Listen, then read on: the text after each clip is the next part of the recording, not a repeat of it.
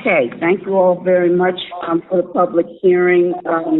We will now accept the motion to go into our general town meeting.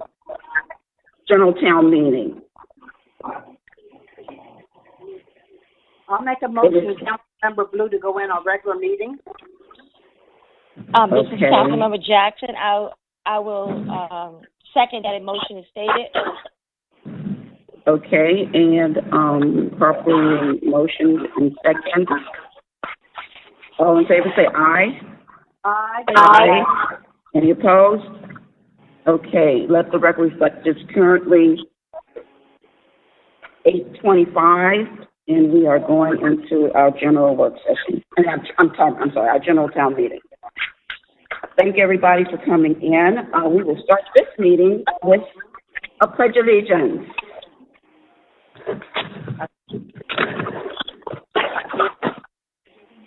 I pledge allegiance to the flag of the United States of America, with liberty and justice for all. Indivisible, freedom and justice. And now, if we could have a moment of silence to think about so many people who are suffering today, particularly with COVID, but all the other things that were here before then. And let's just have a moment, think about those people who are dealing with this challenging time, and let's pray for them to be calmed and blessed.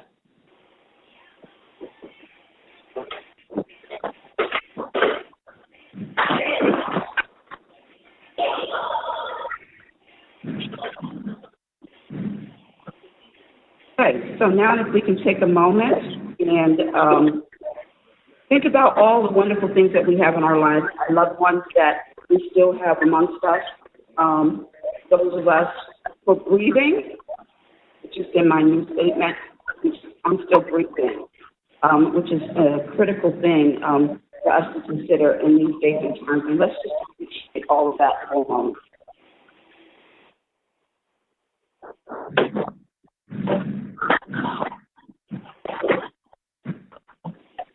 Okay, thank you very much.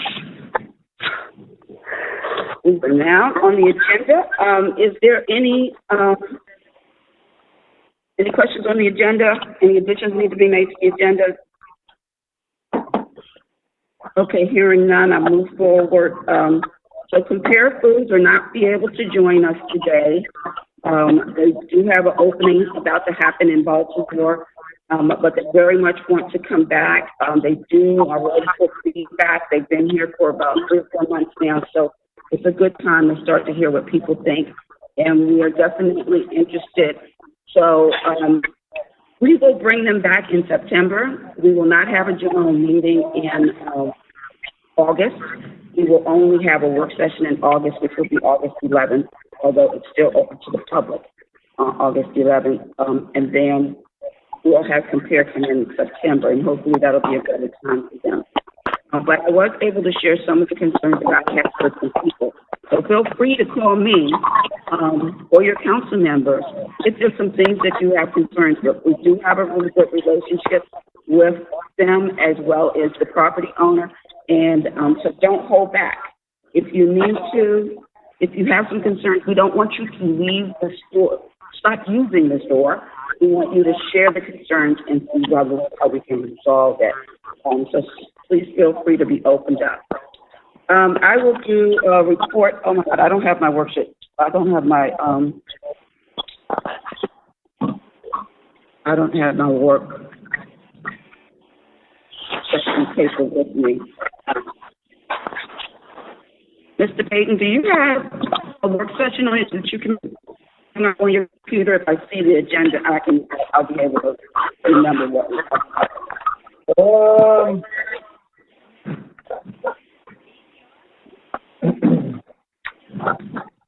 The agenda really didn't have too many items on it. I don't see it to bring it up, but I do have a hard copy in front of me. We basically talked about the Black Lives Matter Ordinance 06-2020.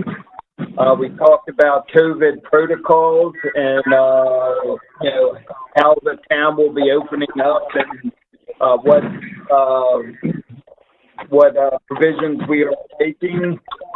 We also discussed Roger Heights wants to do a drive-by back-to-school supply event, and the town donated $200 towards that event. Other than that, that was really the main item. So if you wanted to comment any further on the town status of the COVID-19 protocols for the Black Lives Matter resolution, those are the three items that we discussed. Okay, and if you can help me with my memory here, we talked about reviewing the Black Lives Matter ordinance. Yep, Mr. Barr, we reviewed the ordinance from Hyattsville, and the council discussed that they wanted to do something similar. Mr. Barr was asked to prepare a ordinance for the council to consider. I'm not sure if we've got that yet. You have it, and you should have it tonight with your packet. It's a resolution, not an ordinance. It sets forth the set of the mayor and council. There's nothing to enact insofar as an ordinance is concerned. Yeah, well, I don't think everyone has gotten that. So, I mean, this is a report on the work session. I guess at this point we should probably just put it on the August meeting for discussion. Okay, so I will, without objection, I'll add it as, this is the first time we're talking about it in a general session. Should this be unfinished business? Should this be new business or? New business. Huh? New business. Okay. And, we'll have a little conversation about it. Okay.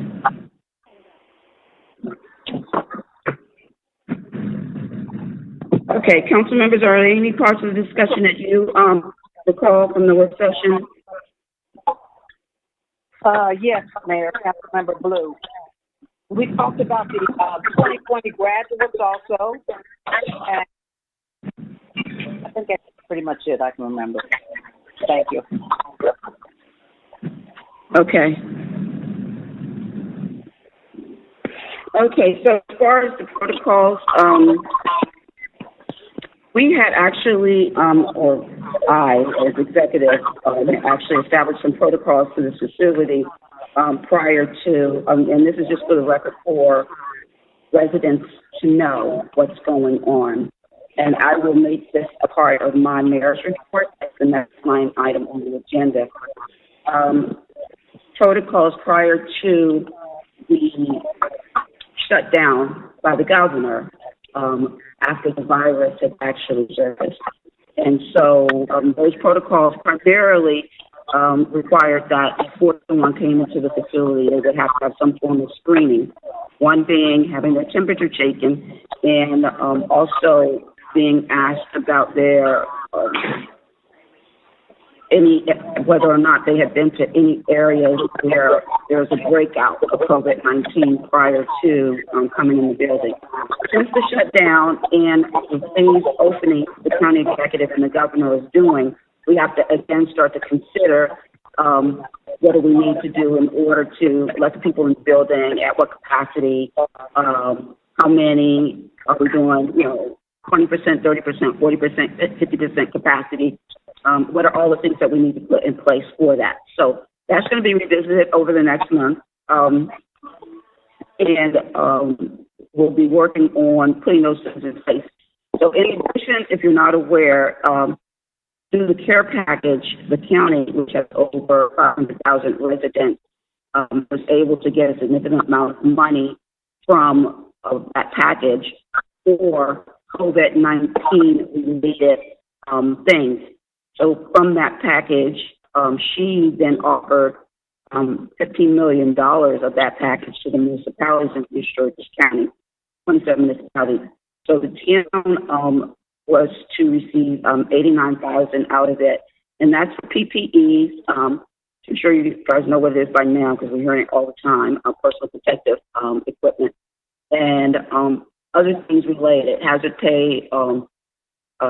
We're going to be getting the thermometers for the front and the back door so that can be automatically checked if somebody comes to the building. Sanitation wands, funding to actually sanitize the building periodically.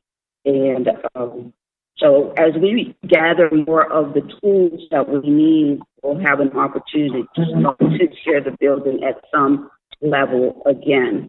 The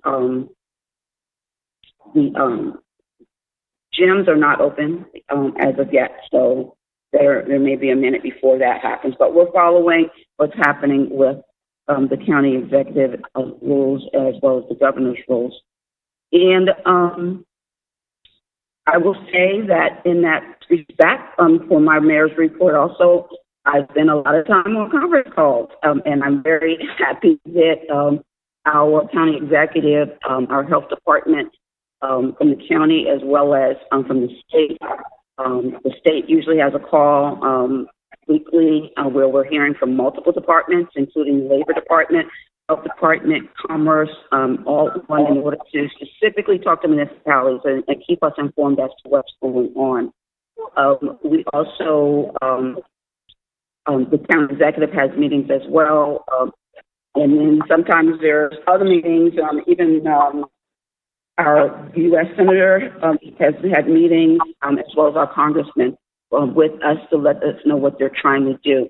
And we get like informed the HERO package. We really hope is going to move forward. That will help us with some of our lost revenue because that's really something everybody should be aware of. We are losing a significant amount of revenue by not being able to rent this facility right now, as well as some other things that are causing us loss in our bazaar that we wanted to get started over by the KFC. It's been delayed, but currently our staff person who's assigned to that started working on it again so that when the governor says we can open, that we're prepared to open that. And so I'm hoping that that'll be pretty soon. The other thing I'll say that's been really actively going on here, we have served meals, multiple meals. We've served thousands of meals to over 250 people in this town. And we thank the County of Gaithersburg for partnering with us with the Central Kitchen, Capital Food Bank, and every week we have a minimum of 50 boxes. We've done up to 130 boxes of produce in a day at times, and so I really, really feel great that we've had that opportunity. We also have partnered with Councilmember Ivy, both Councilmember Ivy and Delegate Ivy, in getting food from the Central Food Kitchen, World Central Kitchen. Those are individual meals, and we've also given out thousands of those. And we have a really good list of people who are really having a hard time struggling. And so we're able to, when we have not enough for everyone, to be able to really help those in need. And that's been very much appreciated. So I want to thank them and the Town of Cottage City and their participation in that program as well. And I also want to thank Mount Rainier and the World Diaper Bank for their support in providing diapers. We've given out more than 4,000 diapers in the month. We should be picking up another approximately 4,000 tomorrow. So if you're somebody in need or you know someone in the town of Colmar Manor, we're sticking within our town. We are with the 5 bank hub with Mount Rainier, Brentwood, North Brentwood, and Cottage City. So we're all in a hub together, and we are a bank in that hub. So that's been able to help us also in generate food. But I also want to thank Monica and Doretha, our residents, because they were here even before we heard from Mount Rainier in order to try to bring in something to help mothers and families in need. So that's what's been going on around here, and it's actually been keeping us very busy. So that's my report, and thank you all so much. And I will ask for council reports. Ward 1.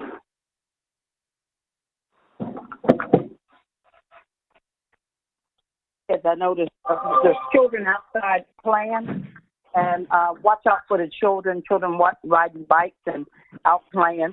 Also, I wanted to say get well to a couple of been out sick or family members have been sick. And other than that, just all of us be safe and keep all of us in prayer. Thank you. Thank you very much. Ward 2. We still have people speeding down 40th Street. You still have people speeding? Okay. Yeah, speeding down 40th Street. So please slow down, because I know you don't want to hit nobody. So just look out for the kids. All right, that's it. Thank you, Councilmember Barrow. Okay, Ward 3.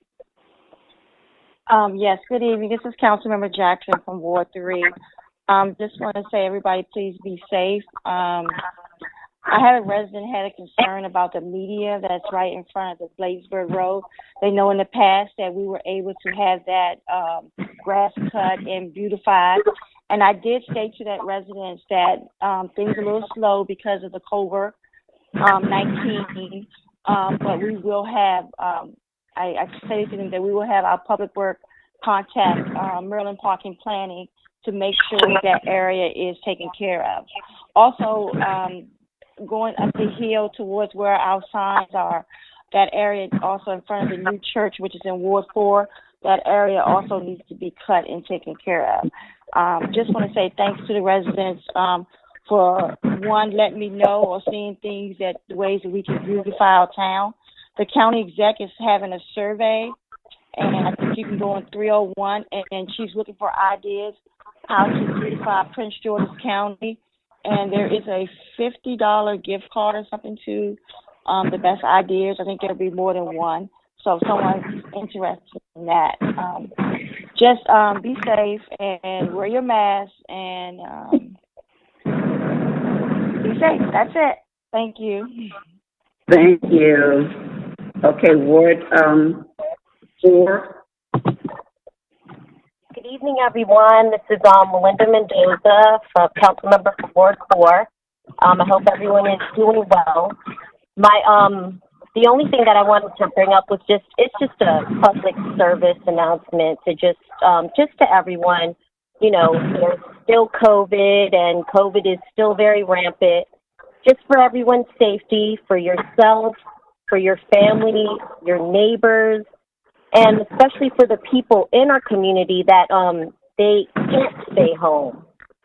Make sure to wear your mask, practice safe distancing, and wash your hands often. All right, that's pretty much it. And everybody take care, and God bless. All right. Well, thank you very much for that. I'm glad that you said those words. I wanted to make sure that those words got said sometime on this call. And so thank you for bringing that forward, because that's so important that we keep an eye on what's going on across the country. I want to make sure you guys know that you can go out and check out the Prince George's County dashboard or the state of Maryland COVID-19 dashboard if you want to see what the status of is in the county.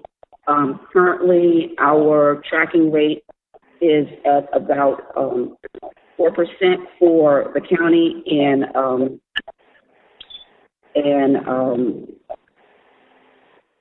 6-point-something% for Prince George's County. Our ideal rate and that's a rate of positivity from the test, and ideally a rate of 3% would be best.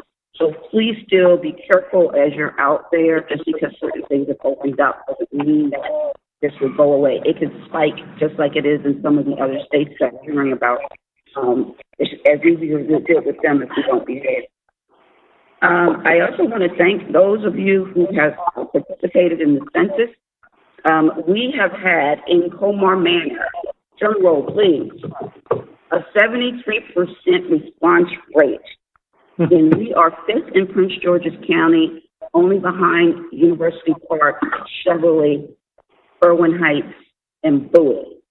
So I am so encouraged that we were considered to have a hard-to-reach community, and I am appreciating the reach and the participation from everybody involved.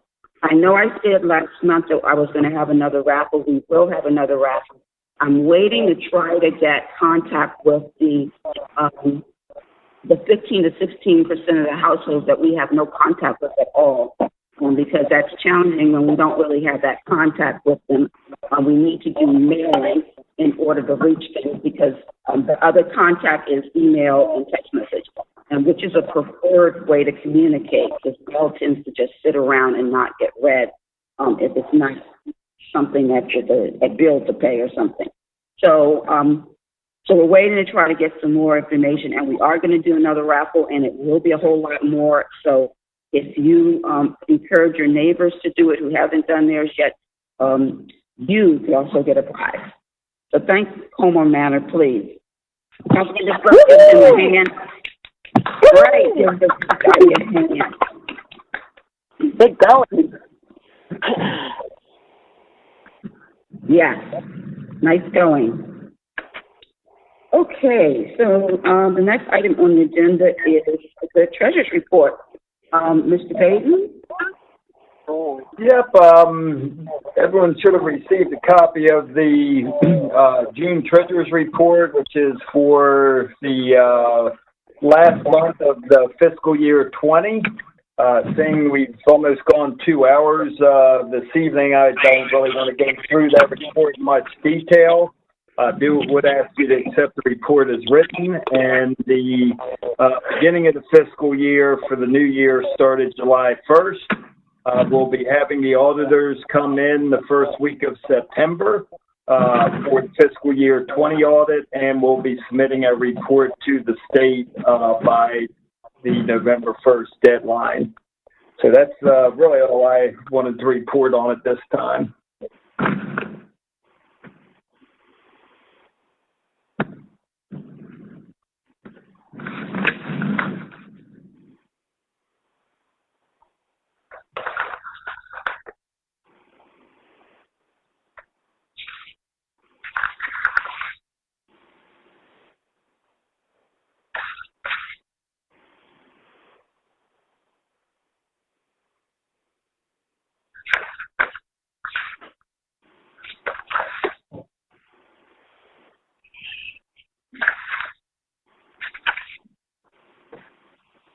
Okay, so basically what I could observe is that we pretty much, most of our departments were coming in somewhere around 85%, except for police, which is coming in at about 66% of total budget. Understanding that there'll be dragging costs coming in, correct? Yep, police was so far under budget because we had a lot of vacancies this year. So those, as you know, are starting to be filled. I think we just have the one vacancy at this point. Okay. And I'm observing the balance sheet.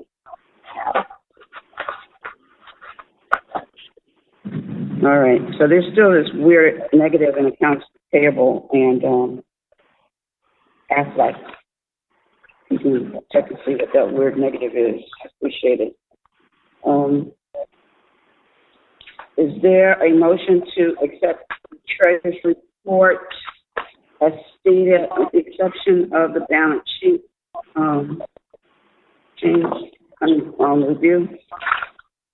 Yes, Mayor, Councilmember Blue, I'll make that motion as stated. Okay, second. Councilmember Darwin. I'll second. Okay, properly motioned in second. I call for a vote. Ward 1. Aye. Ward 2. Aye. Ward 3. Aye. Ward 4? Aye. Okay, Mayor votes aye. Thank you, Mr. Baden. You're welcome. Okay, so the next item on the report is unfinished business, which would be the zone ordinance.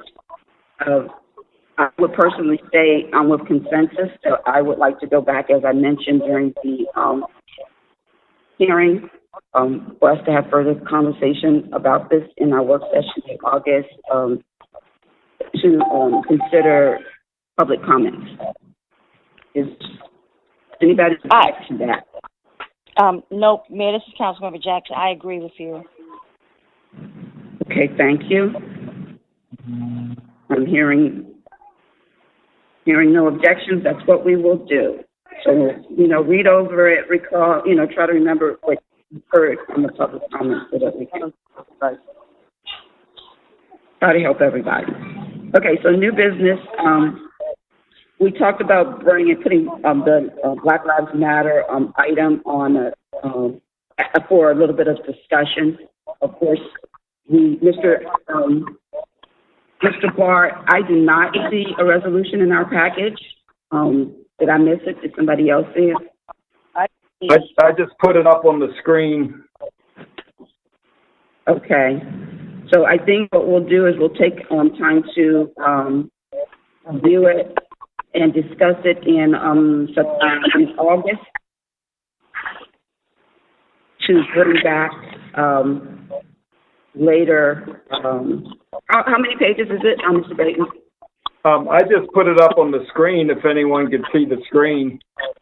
I mean, I can see your screen, but... It's 2 pages. Okay.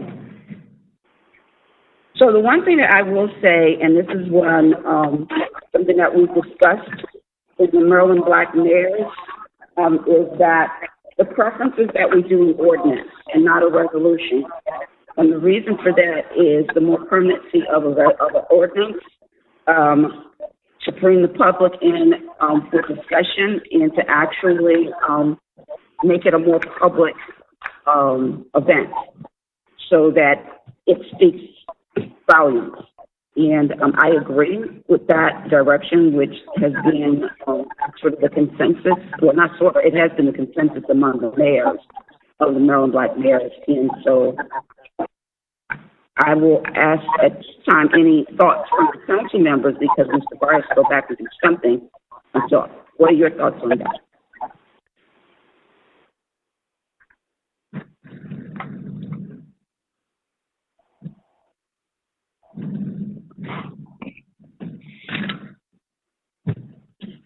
Okay, so I'll ask the question differently. Is anybody opposed to this becoming an ordinance as opposed to just a resolution?